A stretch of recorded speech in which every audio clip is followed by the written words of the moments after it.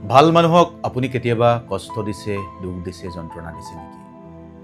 কিন্তু কষ্ট যদি কেতিয়াবা দিছেও, কেতিয়াও ভাল মানুহে আপোনাক ওলোটাই একোৱেই নকৰে।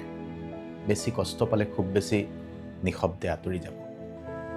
আপোনাক জানিবলৈ নিদিবই যে তেওঁলোকে আপোনাৰ কাৰণে, আপোনাৰ কথাত কষ্ট বা যন্ত্ৰণা পাইছে।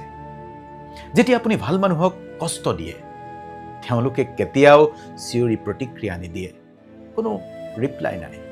কিন্তু নিঃশব্দে কোনো প্ৰত্যুত্তৰ নিদিয়াকৈ তেওঁলোক এক দূৰত্বলৈ গুচি যায়। আপুনি যে দেখে কিছুমান ঠাই, কিছুমান মানুহে হঠাৎ পৰিত্যাগ কৰে কাকো একো নজনোৱাকৈ।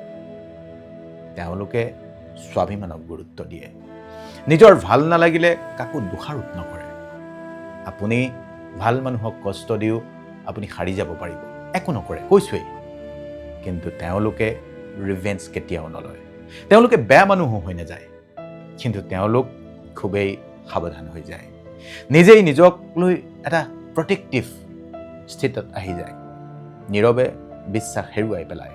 সকলোকে বিশ্বাস কৰা ভাল মানুহে লাহে লাহে কাকোৱেই বিশ্বাস নকৰা হয়। আপুনি তেওঁৰ সৈতে যিয়েই নকৰক কিয়, ভাল মানুহে আপোনাৰ সৈতে ভাল ব্যৱহাৰেই কৰিব। কিন্তু হয়তো দ্বিতীয়টো সুযোগ আপোনাক তেওঁলোকে নিদিবও পাৰে। আপুনি গমেই নাপাব কিমান দূৰলৈ গুচি যাব তেওঁলোক। সেইকাৰণে ভাল মানুহক কষ্ট দিয়াৰ পূৰ্বে ভাবিব, ভাল মানুহক অযথা আমনি নিদিব। আপুনি যদি ভাল মানুহ আপুনি সঁচাকৈয়ে লগ পাইছে, আজি কমেণ্টত য়েছ লিখিব। ভালে থাকিব।